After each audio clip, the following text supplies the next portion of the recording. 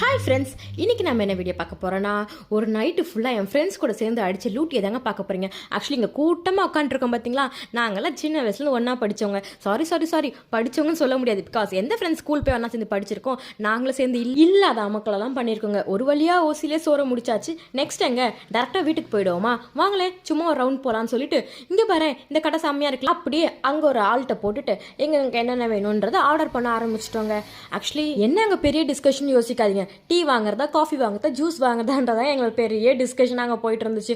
ஒரு வழியாக எல்லாத்தையும் ஆர்டர் பண்ணி முடிச்சுட்டு வெளியே வந்தா என் ஃப்ரெண்டு வீடியோ எடுக்கிறேன்னு தெரிஞ்சு ஓவர் ஆக்டிங் பண்ணியிருந்தான். அவாய்ட் நெகட்டிவிட்டின்னு அவனை கட் பண்ணிட்டு ஒரு வழியாக நாங்கள் ஆர்டர் பண்ண திங்ஸ் எல்லாம் வந்துருச்சு. அதெல்லாம் நாங்கள் சாப்பிட ஆரம்பிச்சிட்டோம். எங்கே திரும்பினாலும் அந்த லவ் பர்ஸ் தொலை தாங்க முடியலங்க. எங்கள் கேங்கில் இருக்க ஒரு க்யூட்டான கப்புள்ஸ் இவங்க தான். இங்கே பாருங்களேன், என் ஹஸ்பண்டை தெரியாதனமா வந்து இந்த குரூப்பில் மாட்டிக்கிட்டேன்ற மாதிரி ஒரு ரியாக்ஷன். ஆக்சுவலி ஆஃப்டர் மேரேஜ் பசங்களாலே ஃப்ரெண்ட்ஷிப்பை கண்டினியூ பண்ணது கொஞ்சம் கஷ்டம் தாங்க. கேர்ளாக இருந்தால் சொல்லவா வேணும் அப்படின்னு நிறைய பேர் சொல்லி நானும் கேள்விப்பட்டிருக்கேன், நானும் என் லைஃப்பில் பார்த்துருக்கேன். பட் நான் ஒன்று சொல்கிறேங்க, லைஃப் பார்ட்னர் நல்லவங்களா இருந்தால் எல்லாமே பாசிபிள்ங்க அப்படின்னு எங்கள் ஃப்ரெண்ட்ஷிப் சப்போர்ட் பண்ணுற ஸ்வேதா அவர்களே, பிரசாத் அவர்களே, எங்கே இருந்தாலும் நீங்கள் வாழ்க வளமுடன் அப்படின்னு சொல்லிட்டு கிளம்பிட்டோம்.